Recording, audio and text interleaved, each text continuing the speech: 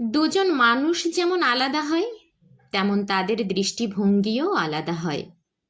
তেমনই একটি লেখা পড়ে শোনাতে চলেছি আপনাদের সাথে। স্ত্রী লিখল, গত বছরের কথা। আমার স্বামীর পিত্তথলি অপসারণের অপারেশন হয়। কয়েক মাস ধরে বিছানায় পড়েছিল সে। তার বয়স 60 বছর। প্রকাশনা সংস্থায় তার গুরুত্বপূর্ণ চাকরিটি ছেড়ে দিল সে। সেখানে সে 30 বছর ধরে কাজ করেছিল। একই বছর তার বাবা মারা যান। এদিকে আমাদের ছেলেটি মেডিকেল কলেজে স্নাতক পরীক্ষায় অকৃতকার্য হল।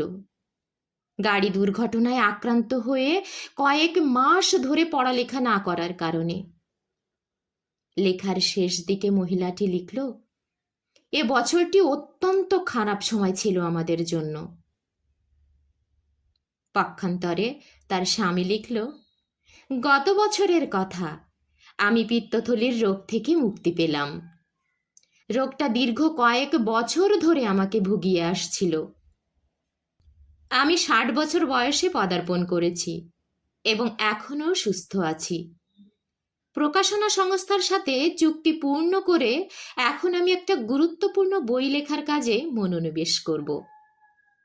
আমার বাবা 95 বছর বয়সে কাউকে কষ্ট না দিয়ে শান্তভাবে পৃথিবী ত্যাগ করলেন। আমাদের ছেলে গাড়ি দুর্ঘটনায় আক্রান্ত হয়েও নিরাপদে আছে এখন। বড় কোনো শারীরিক ক্ষতি ছাড়াই সে এখন সুস্থ। লোকটি তার কথার শেষের দিকে বলল, আল্লাহ তাআলার অনুগ্রহে বিগত বছরটি সুন্দর একটা বছর ছিল আমাদের জন্য। আমাদের জীবন থেকে কল্যাণের সাথে বছরটি বিদায় নিল। দুজনের ক্ষেত্রে ঘটনা কিন্তু একই, কিন্তু প্রত্যেকে সুখ শান্তির নিজস্ব ভাবনা অনুযায়ী এসব ঘটনাকে বিবেচনা করেছে।